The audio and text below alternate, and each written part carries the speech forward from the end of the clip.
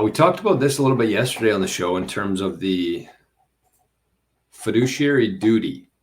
And I know Dan had a good couple good comments and laughs at that, calling me a qualified accountant. But it's the truth. And this is a tweet from Marty Bent yesterday, one of our favorite Bitcoiners. Marty Bent says, the career risk around Bitcoin is only increasing as the days pass. If you are a fiduciary and you don't have the exposure to Bitcoin, you're going to have some tough questions to answer. Why did we miss Bitcoin? What am I paying you for?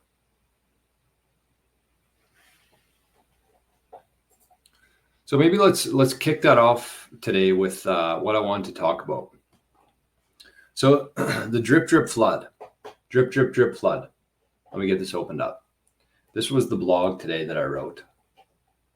And if you're not a subscriber over there yet, I think you're missing out. It's a very short blog that I do every morning. I started doing it about 3 weeks ago before the show. It's on Substack. You can get the link. It's free. It's just kind of an addition to this. Sometimes I talk about the blog than in the show. Sometimes they're unrelated, but you can find the link in the show notes. It's a Substack. I think it's bitcoinjourney.substack.com or something like that. But I write a blog there every morning. And it's actually been getting a bit of traction over there. A little bit. It took a while, but I guess that's what consistency does. But with the drip flood, I think that there's a lot of people out there right now who are expecting that Bitcoin's going to go into the millions. And I would be one of those people. There's also a lot of people who think that that's going to take 50 years to happen. And I'm not one of those people. I think that the way exponential growth works, we're going to illustrate it here in just a sec, but I think it's going to happen much faster than we think. So I'm going to give the analogy here that I saw yesterday, and then I'm going to talk about the 3 triggers that I believe will take it from where we are today, 93 to 93 million. So here's the analogy that I saw yesterday. Let's use an example of a football stadium being filled with water. So every minute, 1 drop gets added, and the number of drops double every minute. So it goes from 1 drop to 2 drops to 4 to 8 to 16, 32, 64, etc. How long do you think it would take to fill the entire stadium with water? A day? A week? A year? How about 50 minutes? 50 minutes. And the crazy part, how full do you think it would be after 45 minutes? Most would guess 70%, 80%, 90% would make sense mathematically. But that's wrong. After 45 minutes, the stadium is only 7% full. 7%. So in the final 5 minutes, the stadium goes from 7% full to 100% full. So I think that that's what we're going to happen here. I think that's what we're going to see happen here in Bitcoin, where it takes a while to get to, a decent amount, a foundation, 7%, but then it only takes 5 minutes for the other 93% to happen. So we've heard things like gradually, then suddenly. It's the same kind of thing. Drip, flood. And I think that's what's going to happen in Bitcoin very soon. And I think these are my 3 triggers that I have that will take the price from 93,000 to 93 million.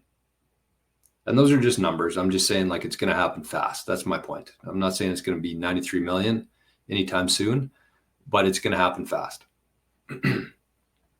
So these are the 3 triggers that I have.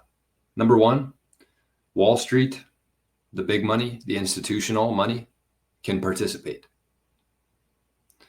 Number 2, a major country starts buying Bitcoin as a strategic reserve. And number 3, the price hits 1 million. Price of Bitcoin, 1 Bitcoin is $1 million. So we know that one has already happened. One happened in January 2024. That's when the ETFs were launched. That's when Wall Street, that's when the biggest capital in the world was able to buy Bitcoin. And we've seen what's happened since then with the volume, with the price, with the demand for Bitcoin. So pretty much right now, as it stands today, for the most part, and you also have to consider the fact that there's still a lot of big money that still can't get into Bitcoin. Can't. They're not allowed to. But for the most part, most people can buy Bitcoin.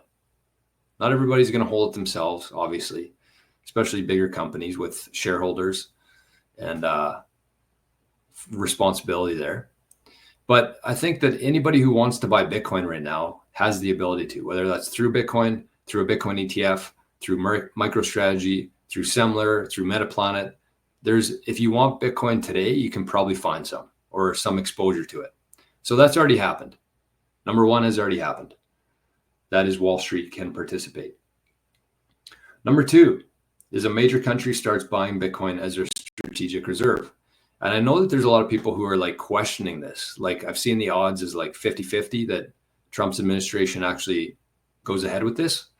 But I would put it closer to like, honestly, 99%.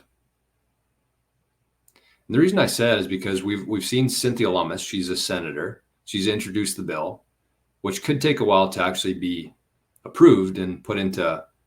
And her thing is she wants to buy 1 million Bitcoin over 5 years, I think. So that's one route. But the other route there is that I've also heard that Trump's going to do it as an executive order early on in his presidency. And I think that I would lean towards that one because Trump's a business guy. Trump knows the markets. Trump knows how things work.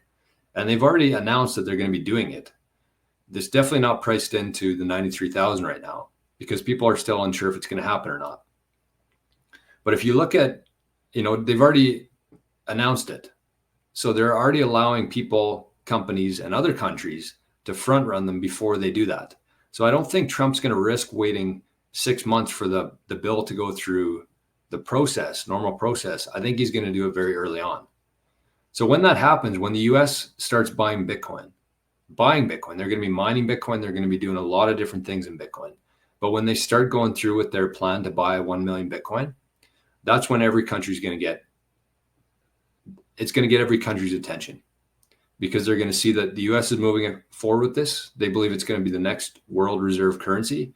And then every country on earth with a brain, hopefully Canada is in there. I know our country doesn't have much of a brain right now, but every country is going to be doing that. And there's only so much Bitcoin. That's the thing. That's the key here to both those 2 points, first 2 points, is that we've never had an asset like this before. A scarce asset with a fixed supply. There could be as much demand as we want. There could be more demand than anything before, but that won't change the supply. So I want to say that again. We've never had an asset like Bitcoin before, a scarce asset with a fixed supply. So that's why something like this could happen. And the third one I had was the price, when the price hits 1 million. And I know we've talked about like $100,000 Bitcoin being like the key to retail getting in. But when the price hits $1 million, that means that 1 sat is equal to 1 cent. And I think that at that point, that's going to be like the line that we cross where we don't know what the price of Bitcoin is anymore because everything's going to be priced in sats. So it's going to go from 1 cent per sat to 2 cents per sat. And it's going to look like a penny stock going from 2 cents to 5 cents per sat. Meanwhile, 1 Bitcoin is jumping up like hundreds of thousands of dollars every time that moves 1 sat or 1 cent higher. So that's when it's going to happen.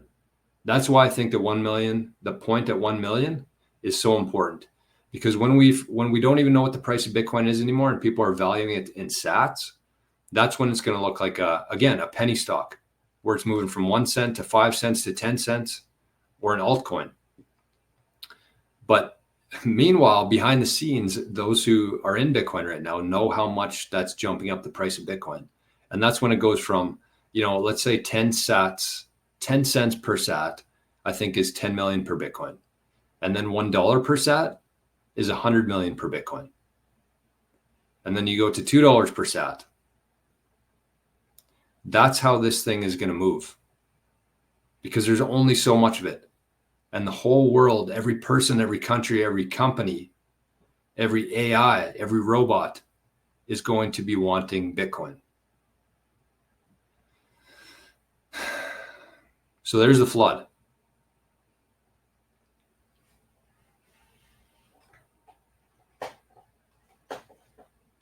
There's the flood. It's wild. It's wild when you think about it that way.